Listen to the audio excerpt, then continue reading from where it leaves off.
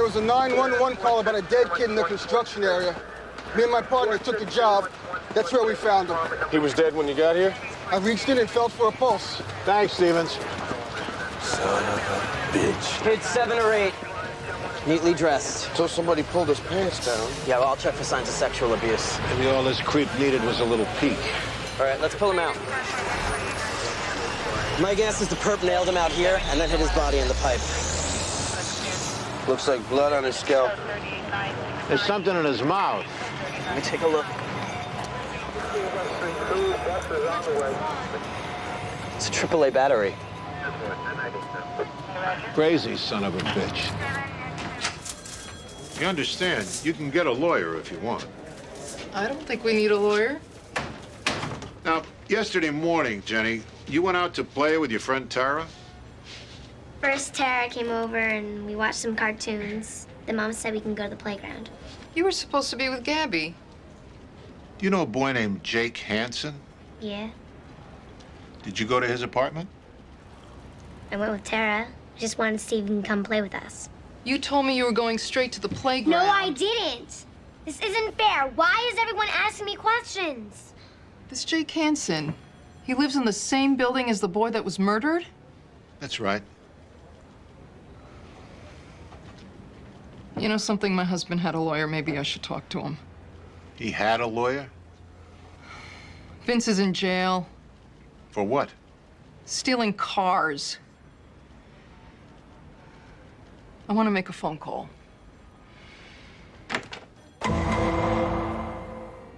After examining Miss Brandt, what's your diagnosis? The child is a sociopath.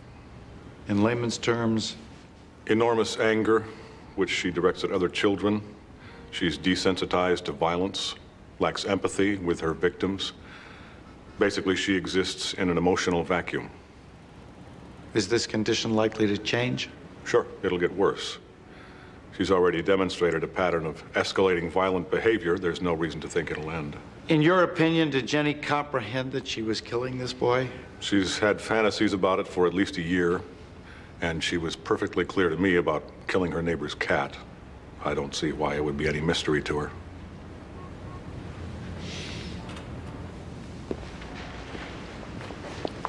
Jenny's never been in therapy, right, Dr. Skoda? It wouldn't help. How can you possibly know that? She shows all the signs of a recidivist violent predator, torturing small mammals. Are you trotting out the McDonald's triad? These so-called predictors have been discredited in over 20 studies. Okay, forget about predictors. She's already killed someone. And you know she'll do it again. I know I don't want to take that risk. If she were my patient, she'd be institutionalized. So you'd give up on her without even trying to treat her? I have no problem trying to treat her. Behind bars. A little dispassionate, don't you think, Doctor? I'll save my compassion for the next kid she kills. Jenny was in a car accident when she was 4. I ordered some CT scans on her brain. There's frontal lobe damage. Studies link this with poor impulse control. So in your opinion, is the cause of Jenny's violent behavior organic? In part. I'm not saying her family problems aren't a factor, but abuse alone doesn't necessarily cause violence. Is she responsible for her actions? My examination points to identifiable biological and psychiatric factors which diminish her culpability. Jenny doesn't process right and wrong the way you and I do. And her fantasies of harming a child? Everybody has inappropriate fantasies. Given time, Jenny's fantasies can be refocused. So her condition is reversible? It's worth a shot. There is no reason to give up on this child.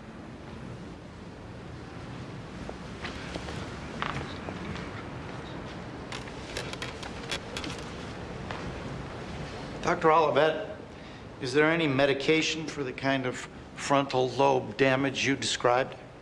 Not yet. Any drugs in FDA trials? No. And I know all about Dr. Skoda and his penchant for easy chemical fixes. But there are other therapies. Talk therapy, behavior modification. Do they work? Sometimes they do, sometimes they don't. And if they don't, Jenny Brandt will kill again. Nobody knows that. Not even Dr. Skoda.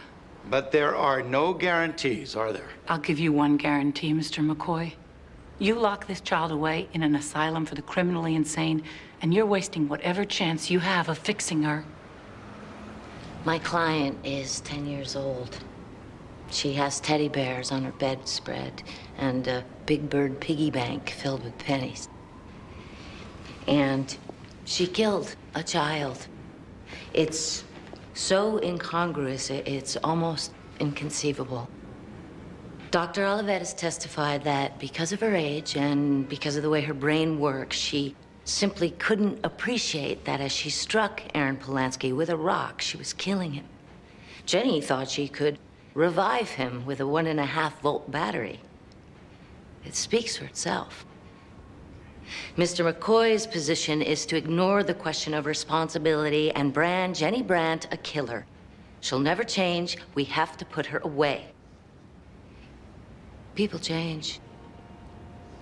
If anyone can change, it's a child. And Dr. Olivet has emphasized that this will not happen in a state mental hospital. Mr. McCoy's solution is a solution of last resort. Please, don't give up on her, Judge.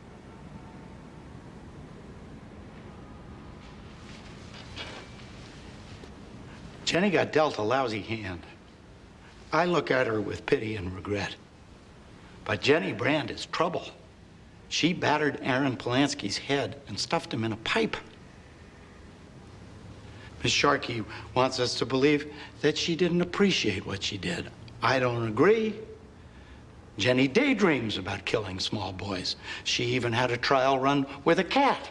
But ultimately, what she could or could not appreciate is irrelevant. Jenny is a loaded gun. She's a cocked fist with a rock in it. She needs to be stopped before she kills again. Dr. Olivet talks about sending Jenny to a state institution like it's a death sentence. That turns the world upside down. Aaron Polanski got a death sentence. Jenny would get treatment. Now, everybody knows state psychiatric care could be better. But letting Jenny get away with murder won't help this girl. How will she ever appreciate that her actions have consequences if there are none? And how many children will she kill before the adult criminal justice system can take over? Do we have to wait and see? Miss Sharkey would like us to cross our fingers and hope. Hope that it won't happen again. I have my own kind of hope. I hope the state doctors can find a way to fix this girl. I hope that it takes 6 months. But until they do, we can't afford Miss Sharkey's brand of hope. We need to protect the Aaron Polanskis of this world from Jenny Brandt.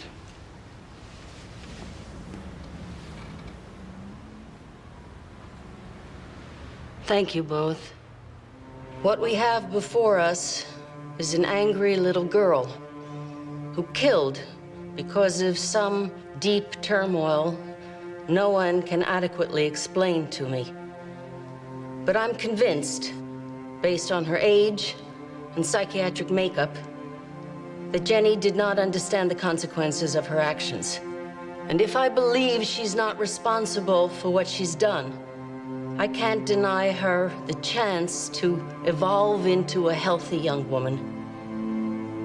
I must hold out hope that she can be treated and rehabilitated, and I don't think that's going to happen in a state hospital.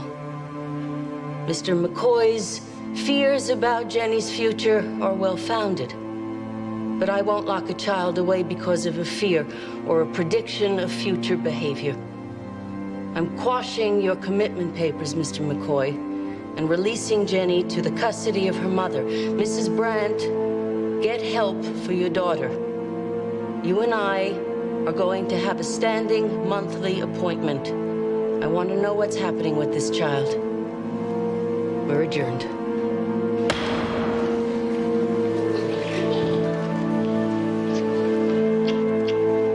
Someone should call Aaron Polanski's mother. I'll call her from the office.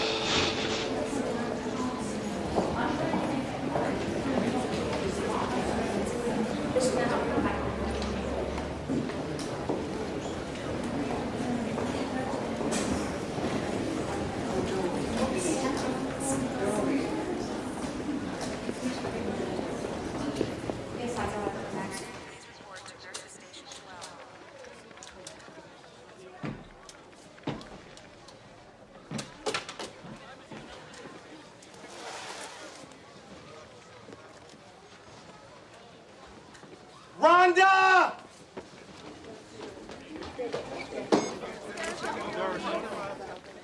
Oh my God. All the code. Code Blue ER, Dr. Orton, exam area stat. Code Blue ER, Dr. Orton, exam area stat. Let's move it, Dr. Bard.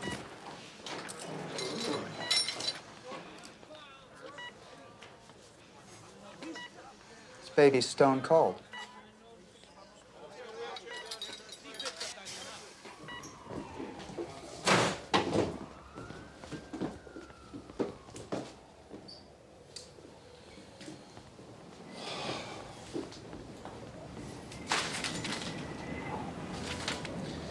Leave me in this wind tunnel, I'd freeze too. Left in a hurry. I got out in a hurry. What are we looking at here? Crackhead? I don't know. Your guess is as good as mine. Is there a problem? Should there be? You don't look like you're from Con Ed. Mr. Turner? Sergeant Soretta, Detective Logan. We're looking for a neighbor of yours, a woman by the name of Ward. I'm not your neighborly kind of guy. You mind if we come in and just have a little chat? You look like real nice people, but it's kind of a mess. I'd only invite my friends in. Okay, the woman downstairs on the second floor with the baby. Have you seen her? A lot of people took the buyout. Landlord's offering $4 or $5 grand to leave. It's a real good deal. Well, it's obviously not that good. Oh, me. I'm on disability, bad back. I pay $248.65 a month, rent controlled. Ward. There's none here. Which building?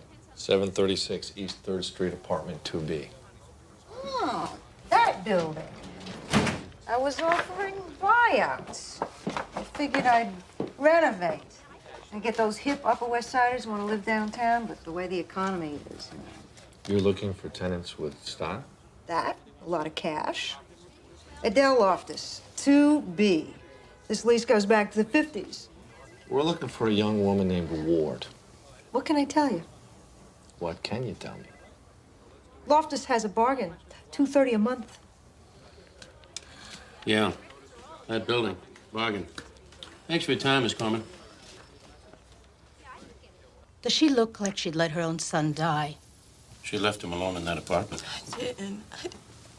Oh, in other words, you just sat there and watched him freeze to death? Detective. I had to go to work.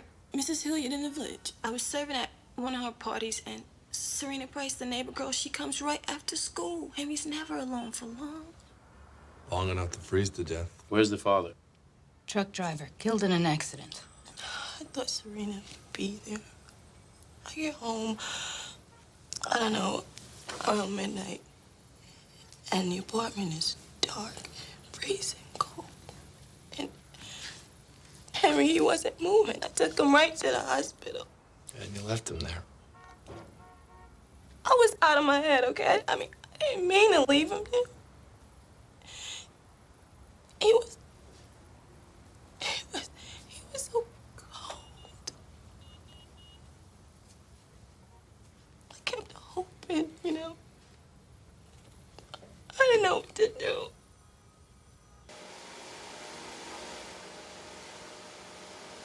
Oh, Mike.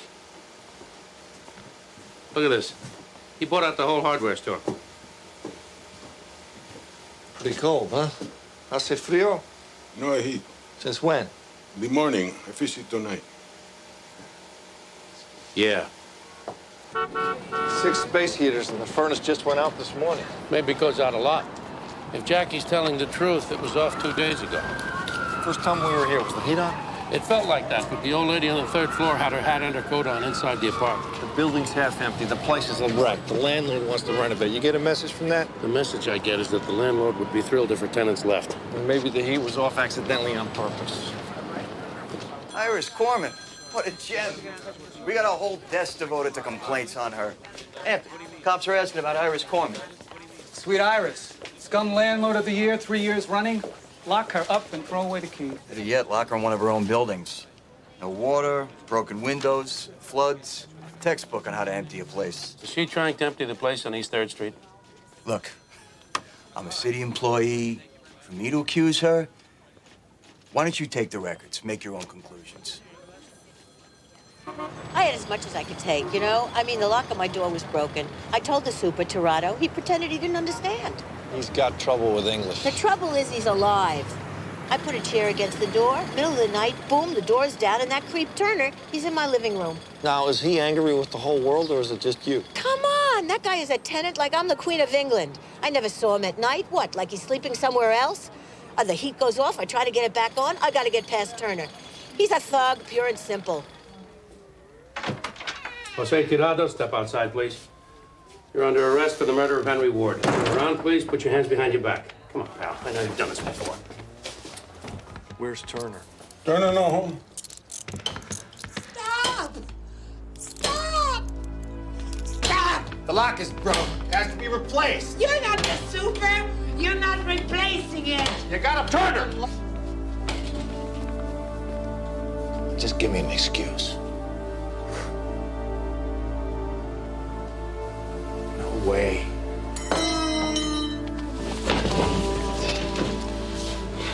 You just got nailed. Joseph Turner, you're under arrest for the murder of Henry Ward. You have the right to remain silent. Anything you say will be used against you in a court of law. Do you understand that? Yes. You have the right to an attorney. Should you refuse that right? Yo le dije a Joe que teníamos que ponerle el sting y traté de abrir la puerta del cuarto del boiler. I told Mr. Turner we had to turn the heat on. I tried to open the door to the furnace room. And what did Mr. Turner do? ¿Y qué hizo el señor Turner? Turner me dijo que lo dejara apagado. Yo lo quería prender, pero él me ordenó que me fuera, que me largara.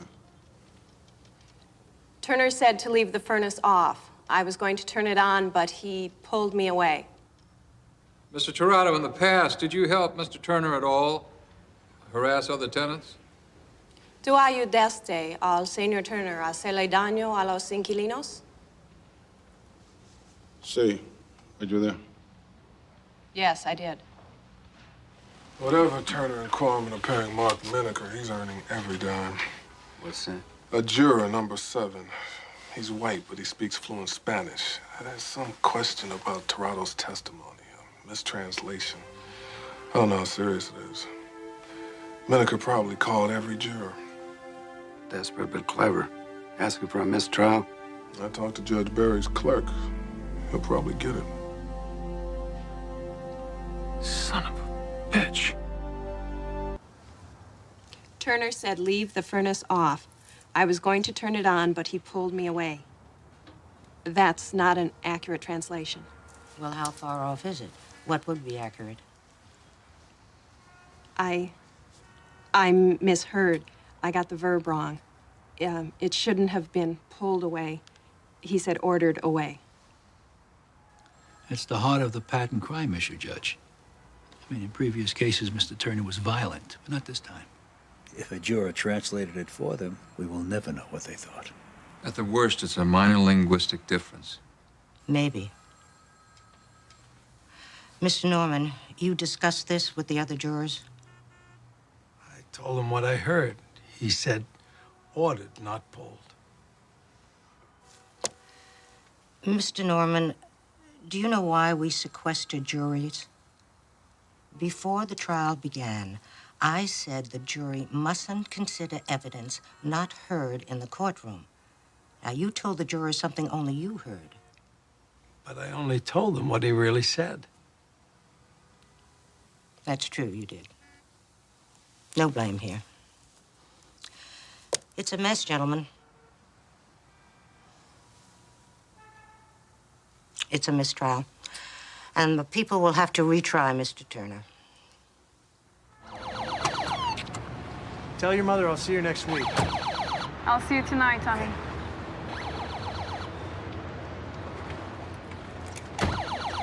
Bye, kiddo. Bye, Dad.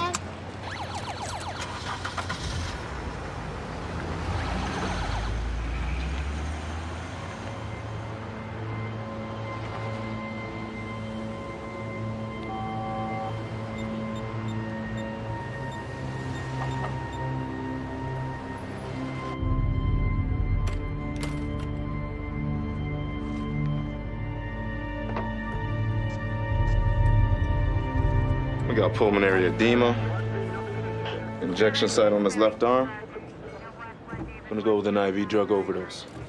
Tan lines here. He's missing a wedding band and a wristwatch. Just a driver's license and credit card on the dresser. Thomas Lupo, 36. He checked in yesterday, 2 p.m. 2:30, the housekeeper saw a young lady enter the room. Brunette, Caucasian, mid-20s. Maybe Mr. Lupo ordered in a Sunday matinee. Hey, there was that other hooker ripoff 2 weeks ago at the McGarrigle on 12th. It's almost enough to make a guy swear off infidelity. You losing your nerve, Cormac? I did say almost. Driscoll was diagnosed with type 4 spinal muscular atrophy 20 years ago. It's non-lethal. People with SMA can maintain a fulfilling quality of life. It's nothing like the horror show of Lou Gehrig's. The video mentioned a medical report that said Driscoll had Lou Gehrig's. Well, 3 weeks ago, Driscoll had himself checked out at St. Fabian's Hospital. They misdiagnosed him with Lou Gehrig's. The original report stayed in this file. That's what ended up in Bill Nolan's hands. Somebody dropped the ball. Maybe our little angel of mercy can tell us how that happened. We accept that Mr. Driscoll and Mr. Lupo chose to commit suicide, and we're willing to give you immunity for helping them. In exchange, you'll tell us how Mr. Driscoll learned he had Lou Gehrig's disease. Bill Nolan gave Larry the medical report. And how did Mr. Nolan come to be involved? After my father got out of jail, Mr. Nolan kept hounding him for an interview. I thought I could help my father. I told Nolan about this man, Tom Lupo. I told him I was there when he committed suicide.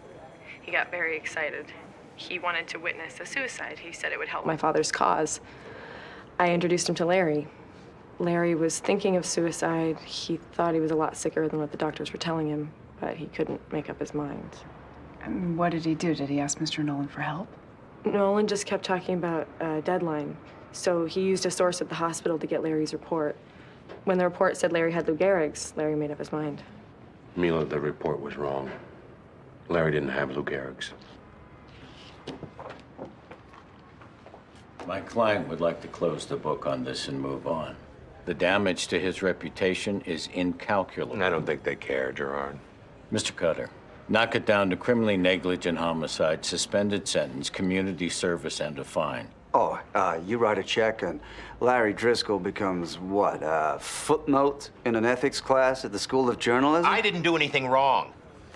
It wasn't my source at the hospital, it was Larry's.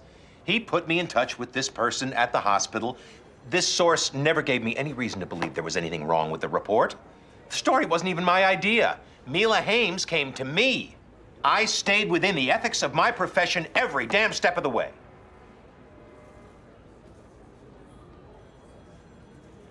Before we consider a plea, we have to verify your story. We'll need the name of your source. This is ridiculous. I've already told your goons that I've been a good boy. Besides, Mila and I don't talk very much. Really? She said she got involved with Nolan to vindicate you. How annoying. Your daughter's devotion is annoying. I always felt that the whole paternity thing was a distraction from my work. Connie. These are letters that Mila sent him in prison. This one she wrote from camp when she was 17. She included this picture. Check out the dude with the crutches. It's Driscoll. My counselor, Larry, is such a cool guy. He knows all about you, Daddy, and he thinks it's unjust that you're in jail. He has a disease called spinal muscular atrophy, but he told me if he ever ends up in a wheelchair and miserable, he would end his life, and he hopes there'll be someone like you to help him. It sounds like Larry was ready to commit suicide because of his SMA. The mistaken diagnosis wasn't a factor. Sounds like it. I'm trying to stop being angry at how unfair the world is. You're just trying to help people, Daddy, but they take advantage of your honesty. You gave an interview, and what did you get? 10 years in prison. And that creep, he got an Emmy. That creep. She blames Nolan for sending her dad to prison. And now she's trying to send him to prison for manslaughter. Payback. Call the detectives. We're arresting Mila Hames for murder. You have there an agreement, Your Honor, signed by the district attorney, giving my client immunity for any role she had assisting the suicides. This looks like a get-out-of-jail-free card to me, Mr. Cutter. You gave her a walk-on suicide, and that's what these victims did. I agree, Judge. For Tom Lupo and Larry Driscoll, it was a suicide, but Mila Hames assisted their deaths in order to frame Bill Nolan for manslaughter. Her intent makes those deaths murder, and her immunity doesn't cover murder. Mr. Cutter is alleging an intent that is not supported by the facts. That would be for a jury to decide, Ms. Grubman. I intend to give them that opportunity. Your motion's denied. The 2 murder counts stand. Tyrant! Tyrant! You can't keep me in jail! Quiet! So you attack my daughter? Officers, remove that man! Your justice is a perversion! Order! It's immoral! Get him out of here! Everybody has it backwards. We're not trying to help people die. We're relieving them of their unbearable pain. Hippocrates said that doctors are the servant of the patient and not the master. But doesn't potassium chloride inflict pain on the patients? Not if it's administered by a doctor. But it's against the law, so we have to use these homemade machines that are unreliable. Are you familiar with the design of the device your daughter helped Lupo and Driscoll build? Just a minute. My daughter had nothing to do with those suicides. I built the device. I set up the IV. Mila only took the blame because she didn't want to see her old man going back to prison. You take full responsibility for assisting their suicides? Yes. Mila didn't want to have anything to do with it. And Bill Nolan was my idea. I wanted to see that son of a gun choke on his enemy. Thank you, Dr. Lingard. No more questions? Dr. Lingard, yesterday we heard your daughter take full responsibility for her roles in these crimes. She was trying to protect me. Not that I deserve it. Then let me ask you, how did you meet Mr. Driscoll and Mr. Lupo? Let's talk about something else. Let's talk about our natural right to decide how and when to die. It's a right we were born with, and Doctor, it's a right that this I asked you a tyrannical question. government has taken away from us. The 9th Amendment of the Constitution says that any right not mentioned in the Constitution reverts back Doctor, to the where did you get the individual. drugs you claim you gave to Driscoll and It's a right Lupo? we have, and it is up to us to take it back. Your Honor, I ask that this witness's testimony be stricken from the record. Dr. Lingard, I'm directing you to answer his It questions. is the right of every American to live and to die as they see fit. And I choose here and now. What are you talking about? My pulse is down to 20. My God, what did you do? Beta blocker, propanol about an hour ago. I'm almost there. It's okay, sweetheart. You'll be all right. Officers, get an ambulance! Call 911! Your Honor, I move for a mistrial. Clear the courtroom! Not like this. See if there's somebody out Put him on his back! Put him on his back! Order! Order in the court! Get the jury out of here now! I want this courtroom clear now! Court officers, clear the courtroom! Get him out! Get here!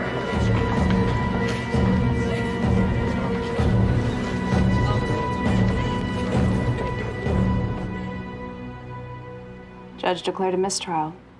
She wants to set a date for a new trial. What's the point? Her father exonerated her with a dying declaration. Well, given the conditions of his parole, Lingard must have figured his life's work was at an end. He had nothing to lose. Now his daughter gets to learn the downside of the right to die. Grief.